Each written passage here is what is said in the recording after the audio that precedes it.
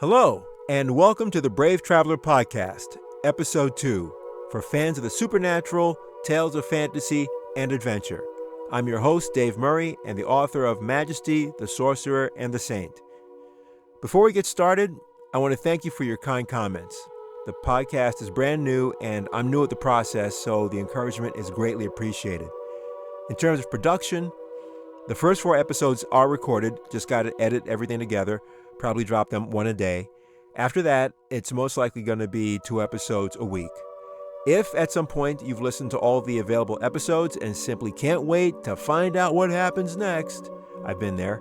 The digital books are available on Amazon, $4.99. That's my shameless plug.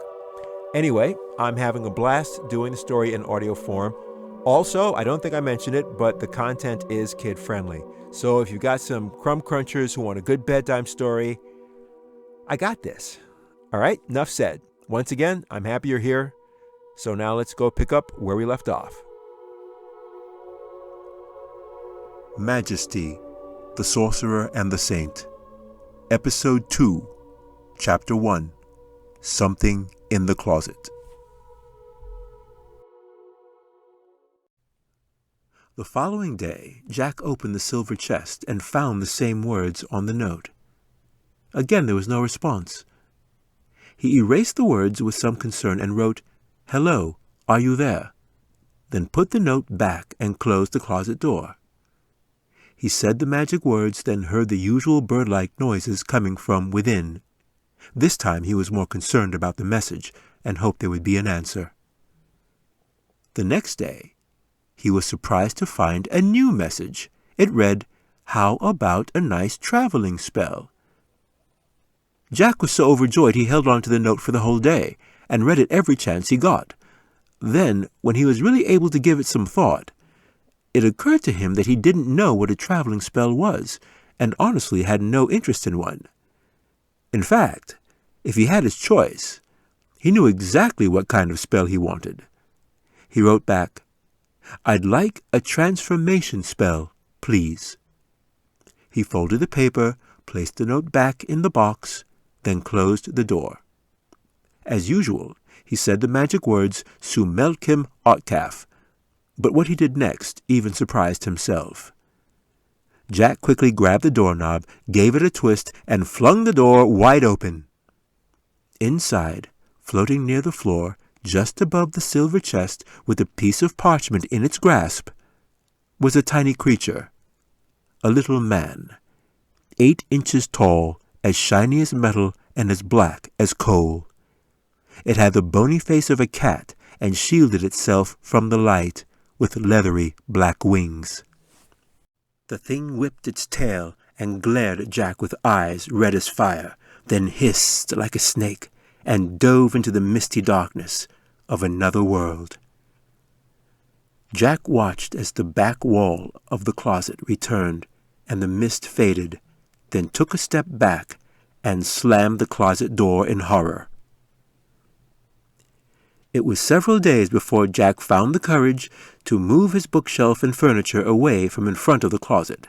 When he did, he was armed with a flashlight, his baseball bat, and wearing his catcher's mask.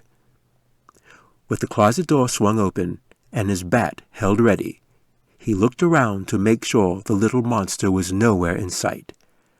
When he was sure it was gone, he found the silver chest and read the new message written on the piece of paper. It said, "The creature is my servant. It's afraid of the light. Don't do that again. Now, how about a nice traveling spell?" The voice of reason whispered, "Turn back now," but it was only a vague warning, drowned out by burning curiosity and a desire to know what secrets lay within the shrouded world beyond his closet door. Then, without any concern of the dangers involved, Jack scribbled the words, "A traveling spell would be fine."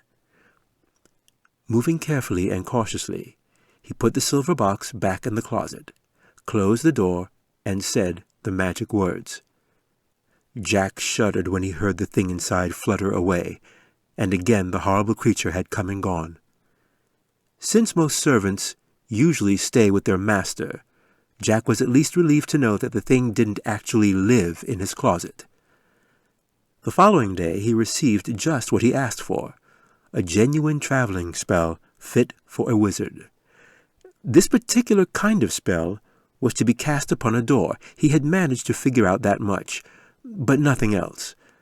And there were no further messages. That had been nearly 3 weeks ago. Jack sat there staring at his closet, contemplating the mystery of it all, when another thought popped into his mind. It was like an alarm had suddenly gone off in his head. He jumped up and looked around. Something's wrong, Jack thought. Wizard's intuition! That's it!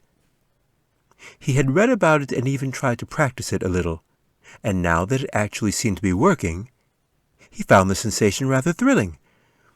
Until it occurred to him that if it really was working, it meant that there really was something wrong and he needed to be worried instead of excited. He felt an urgent need to leave, to get out of the house, but before he could finish the thought, there was a knock at the door. "Jack, dinner!" Mom said and peeked her head inside the room. "Wash your hands before you come downstairs," she added, taking in the total chaos that was his room, then closed the door. Now what? Jack bit his lip and paced back and forth. He thought about climbing out the window, but it was still raining, and a 2-story drop down to the bushes below would break more than his fall. He tried to calm himself and stared at the door. Whether or not it was Wizard's intuition, he absolutely didn't want to leave the safety of his room and wished there was something he could do, something that could help him. What he didn't know was that something was already there and had been watching him the whole time. Jack sat at the dinner table dressed in black t-shirt, black pants, black socks, and black combat boots. As usual, the clothes made a definite statement. Jack was never prepared to say what that statement was exactly, but it was clear that his clothes had become a kind of uniform. He was also the only one at the table with black hair. Everyone else had hair that was brown and rested on their head in a normal fashion, while Jack's hair stood straight up. Aside from that, and the earring, which Mom and Dad were thankful was in Jack's ear and not somewhere else, Jack looked relatively normal. Mom and Dad smiled at each other and tried not to stare. Katie said grace and blessed the food, while Sophie sat in her high chair and provided plenty of entertainment. She pounded her spoon in protest, and as dinner progressed, she squished handfuls of creamy vegetables between her fingers and plastered gobs of it on her face. "Very good," Mom said when the baby managed to actually get some in her mouth. Katie laughed at the mess she was making, while Jack winced and did his best not to look. The conversation was light. There was talk of the day's activities, what Dad had done at work, the antique table Mom had found at the store, Katie's kite, and the A on her English test. Jack watched them all suspiciously and waited. Just then, Sophie stopped wrestling with her food long enough to point at Jack with her sloppy spoon and laugh. She laughed so hard she chuckled and snorted like a little pig, then suddenly looked Jack straight in the eye, which made his hair stand up even straighter. It was as though she knew what was happening, and that no amount of magic or wizardry could possibly save him. Jack glared back at her, then looked around the table. Whatever was going to happen, he would just have to sit still and write it out. Then, in the middle of a second helping, Dad made the announcement. "Well, I've got something to tell you," he said. "What is it?" Katie asked excitedly. Jack looked at Katie from the corner of his eye. It was all he could do to keep from reaching out and putting his hand over her mouth. "Is it the picnic? Is it?" she said, and could hardly sit still. Jack frowned at the thought. "Don't be silly. This is about me, not some stupid picnic." "Maybe," Dad said, then smiled and leaned forward to look at Katie with a raised eyebrow. "How did you know?" Katie jumped out of her chair. I knew it! I knew it!" she yelled. "Tomorrow is Saturday, and it's going to be warm and sunny. It'll probably be the last good day of the year. Can we have the picnic tomorrow? Please, it'll be great, I promise." "Last good day of the year, huh? What do you think, honey?" Dad said. Mom nodded as though it might not be a bad idea. "I guess so," she said. "You could even try out your new kite, unless, of course, you've got other plans." Dad suddenly looked surprised and disappointed. "You don't have other plans, do you?" Katie smirked, then grinned at the question, while Jack just stared. That was it? All this worrying for nothing? So much for Wizard's intuition, he thought, and breathed a sigh of relief, then finally relaxed as they talked. Now that dinner was over, all he had to do was wait to be excused. Jack sat with his chin propped in his hand and looked away at the blue lamp with the pink shade on a table near the door. The lamp was a rich dark blue, the perfect color for a wizard's robe. The pink glow of the lampshade reminded Jack of what was commonly known as wizard's fire, the glow that came from a wizard's hand when he successfully cast a spell, which was something Jack had not yet managed to do, nor had any other human since the days of Merlin. "Jack!" Dad said for the third time. The boy jumped and was a little annoyed that he had to come back to their boring conversation. "What?" Jack said. "The picnic?" Dad asked, as though Jack should have an opinion, since they had been talking about it for the last 5 minutes. "Oh, yeah. Cool," Jack said, sounding totally disinterested, and just nodded while Dad stared at him and frowned. The moment of truth had come, and Jack had hardly noticed. There was a rather lengthy pause, during which time Dad looked at Mom. Mom smiled at Dad, and Dad nodded. Mom nodded back, and Dad raised an eyebrow, to which Mom shrugged and frowned back at him. Jack looked back and forth at the two of them like he was watching a tennis match. But since this wasn't nearly as much fun, he pushed his chair back and promptly asked to be excused. "Wait!" Dad said. Mom and Dad suddenly looked frantic, blinking and nodding back and forth at each other, this time with a little more English and topspin. Katie had never seen her parents act so strangely. They snarled and grumbled like two spoiled children fighting to get their way. "Mom? Dad?" Katie said, but her parents only ignored her. "You, no you, no you, no you," is all they said with their blinking eyes, jerking heads, and twitching lips. Although they had both agreed that the time had come to talk to the boy about everything, the books, his fascination with magic, and all the weird behavior in general, neither one could bring themselves to even say a word. The two were hopelessly engaged in a grueling contest of face-making and head-jerking with no end in sight. And so, with that, Jack simply left the table, plodded upstairs, and retreated back to his room. When he was gone, Mom and Dad stared at each other dumbfounded, like partners in a doubles match who had just watched an ace go right down the middle. "You!" Dad said, pleading with his arms outstretched. "Me? I thought you!" Mom said in her own defense. The two were terribly confused, and although neither one could even begin to explain what had happened, there was in fact a very good explanation. But since it involved unseen creatures with supernatural powers that had invaded their home to steal their children, neither one of them had a clue. While Mom and Dad were still glaring at each other, the baby sat in her high chair perfectly still with food on her face and her eyes fixed on the ceiling. The infant hardly blinked. Her gaze was so intense Katie looked up as well, but saw nothing. The baby stared unafraid at the tiny demonic creature floating near the ceiling, peering down at them from its non-existent perch. The mischievous spirit was no bigger than a wrinkled old shoe and looked just as pitiful. It sat with its arms drawn up in front of it, with eyes as black as polished marbles. It was this wicked little imp that had brought fear and confusion and helped Jack to escape. Now that its job was done, it no longer paid attention to Katie's mom and dad. Its eyes were fixed on the children. The devilish creature was afraid and nearly trembled, but not because it was unveiled and could clearly be seen by the infant, but because the imp absolutely hated children that glowed. The thin layer of light that covered Katie and her sister radiated from their bodies and shone brightly through their clothes. The creature peered at the light and slowly backed away, for every minion of darkness knew that any child that glowed was a child of God, and that meant there was a guardian nearby.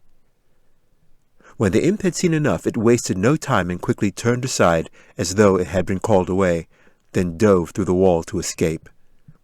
Once it was gone, Sophie thrust her spoon at the ceiling, flicking bits of food into the air, then turned to Katie, wide-eyed, and yelled, "Daba!"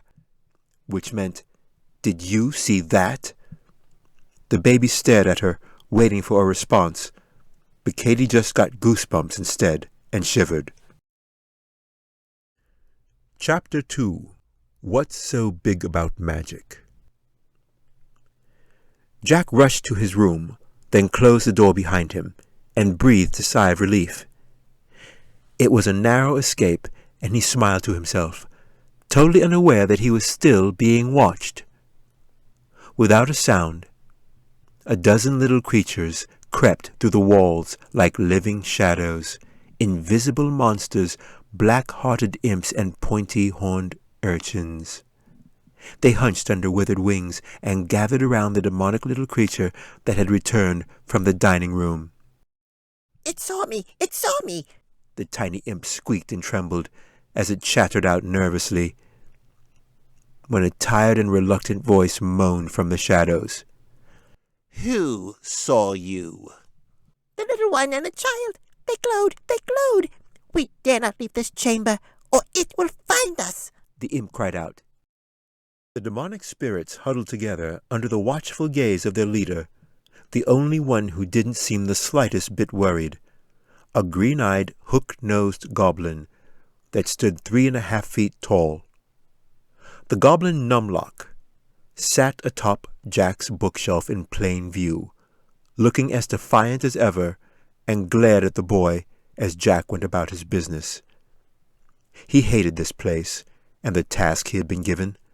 In short, the goblin hated humans and was not afraid to say so. "Humans, bah!" he snarled through pointed yellow teeth. The imps and urchins stopped their seething long enough to listen. "What are you afraid of? These bottomless barrels, bags of bones, worthless wonks, the lot of them, no magic in them, no magic at all. What good are they?" the goblin snarled. The imp fluttered up on bat-like wings and cried out. "But the guardian! The guardian!" he screeched. "Hang the guardian!" shouted Numlock, and swiped at the tiny imp. The creature quickly darted back into the shadows, panting in fear. Numlock turned his back and rubbed his stubby beard as he observed the boy. Jack was chanting again, sitting cross-legged on his bed, and happened to be flicking his fingers at something on the floor. Numlock groaned and could barely be bothered. He climbed down off the shelf and made his way across the room. There was so much junk scattered around, the goblin didn't know what Jack was looking at, or even what he was trying to do. Amidst the clutter was an old book. It was worn with a tattered cover, and Numlock guessed that was it. Since it was his job to encourage the boy and keep him happy, the invisible goblin reached down and gave the book a gentle tap. The book barely moved, but Jack's eyes lit up in utter amazement, even though it was not the focus of his attention. The truth was, he was trying to move the object next to the book, an old baseball with ragged stitching that was brown with age. But when the book moved instead, Jack focused all of his efforts on that.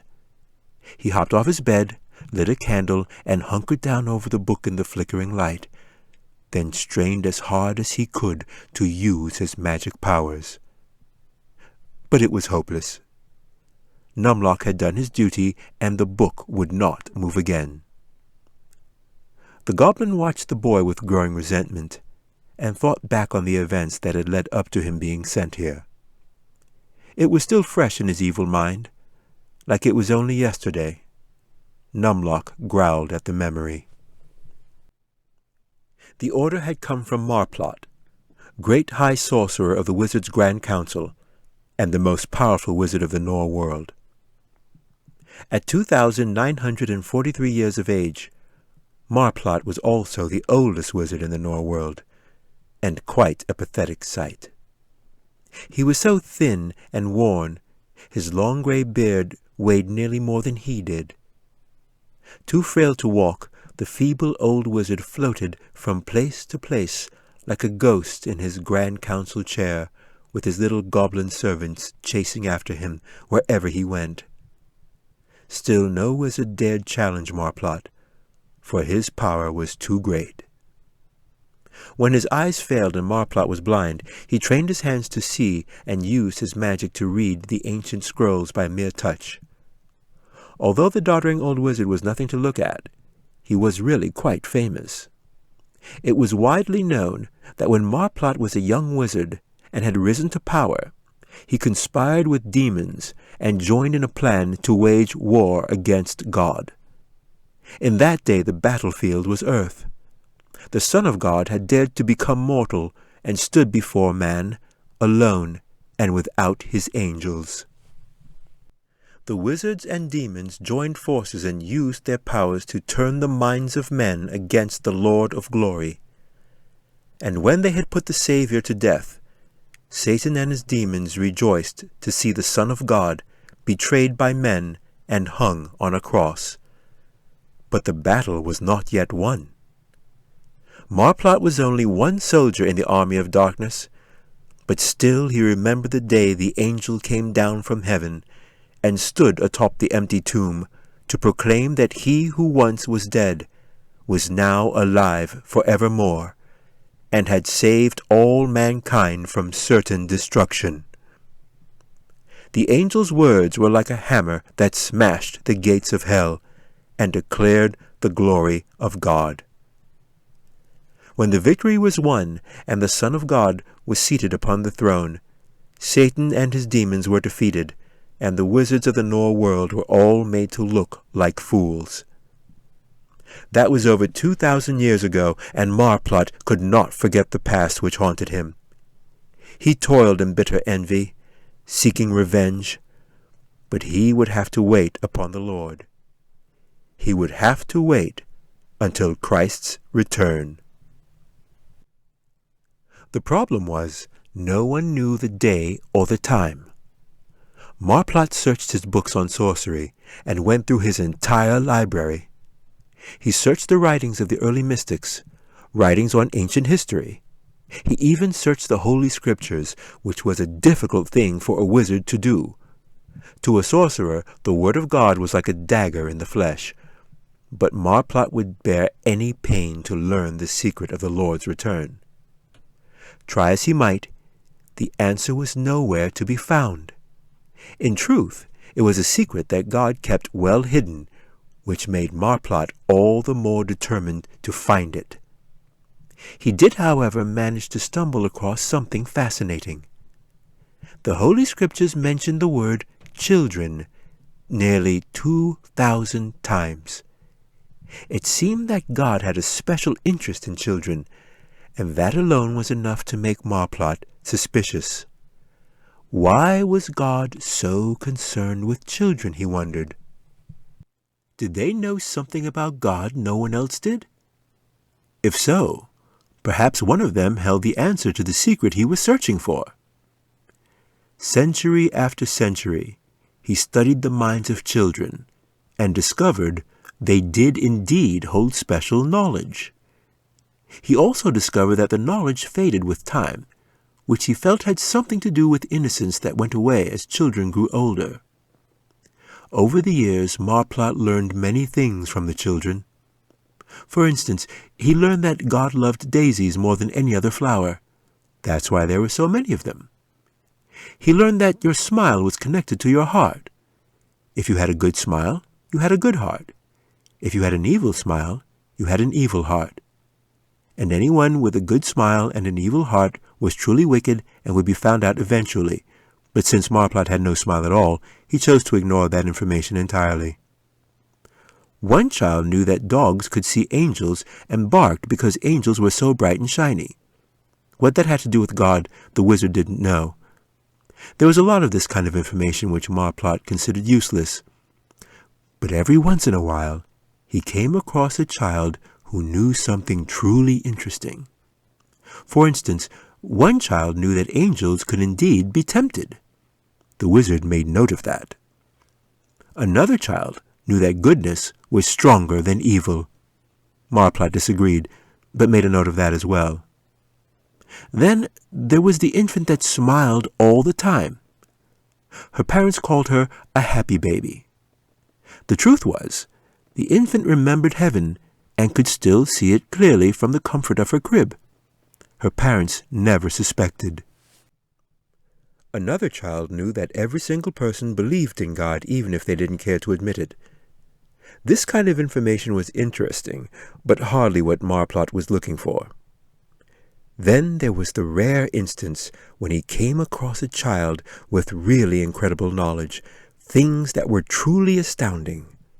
These children were 1 in a billion.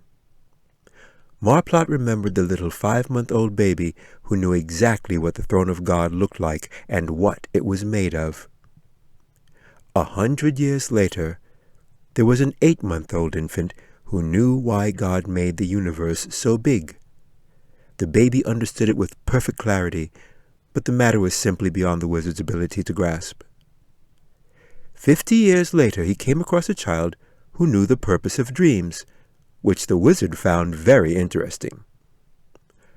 Marplot had to wait another 135 years before he met the child who actually came close to the knowledge he was seeking.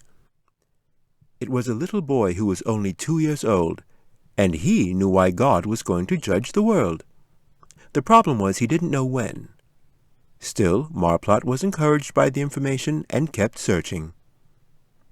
He continued to search the minds of children for another 457 years, without so much as one piece of interesting information. Then, one eventful day, the wizard Marplot came across a peculiar little girl.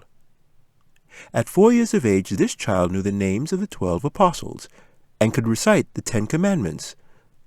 Admittedly, this information was readily available to anyone with a Bible, but this child knew such facts about God at an age when most children were more concerned with games and toys.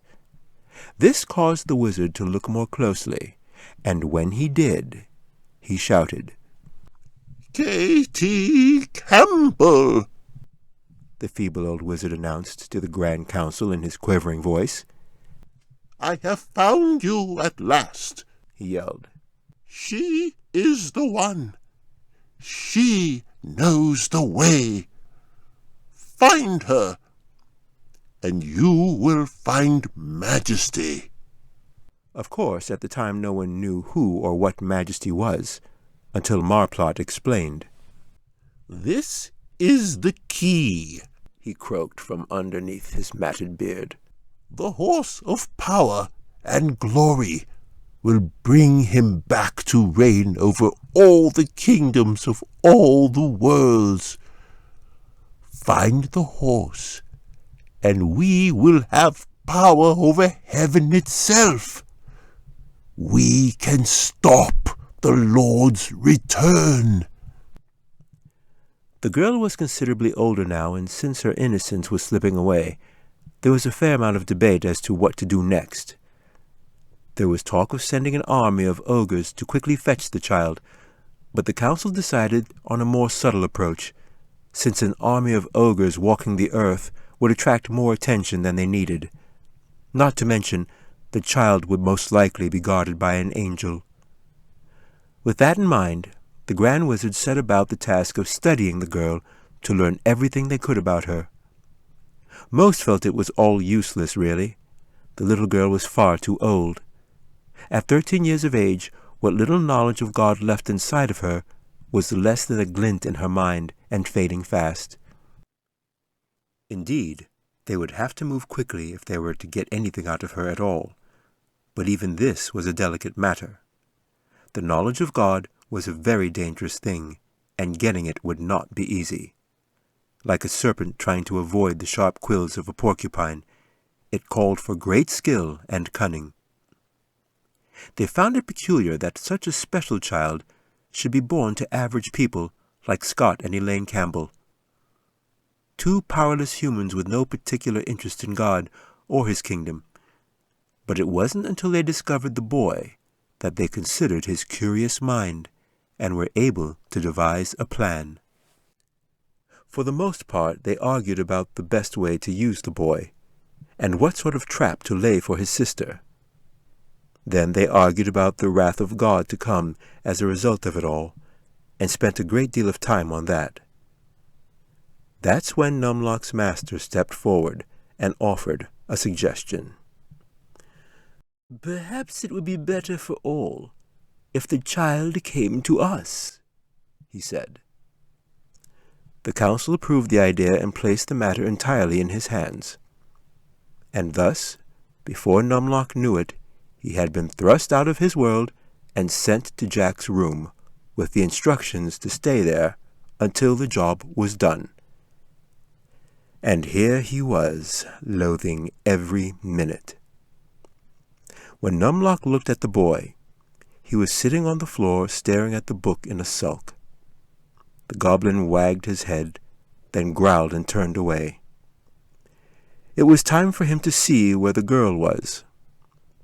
The imps and urchins watched the goblin cross the room, then shrank back when he passed through Jack's door like a vapor and ventured into the hall.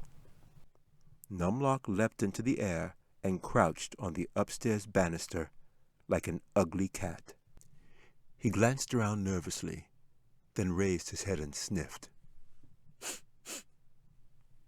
There was an essence of something, a fragrance in the air that he recognized.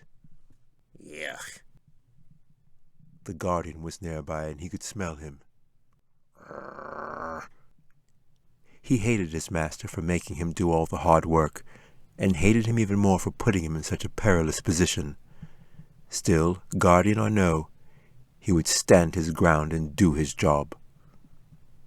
His fiendish green eyes peered downstairs as he watched the child of God. Katie was all aglow as she hugged her mom and dad. They kissed her golden face and spoke to her with soft, reassuring voices, filled with love and caring. It was all too sickeningly sweet for the goblin to bear, and when the little girl turned and started up the steps toward him, Numlock glared at her in surprise, rounded in horror, and retreated back to Jack's room. Once inside, he poked his ghostly green head through the door to see where the child would go. Katie walked to her room calmly and quietly, a little unnerved by the strange occurrences at dinner, and when she opened her door, Numlock pulled back, shielding his eyes from the blinding light coming from within it. The goblin squinted, jerking his head this way and that, struggling to see the child as she entered the room without any care for the pure white light that was suddenly beaming all around her. So bright was the unearthly radiance, it seemed to engulf her form completely as she slowly and gently closed the door behind her. When the hall was darkened once more, Numlock blinked till his eyes could adjust, and when he could see again, he staggered into the hall, gripped his dagger, and growled. For the light that came from within Katie's room could only have been made by one thing: a ministering spirit, a defender of the throne, an angel of God. Numlock sneered and knew he had found the guardian.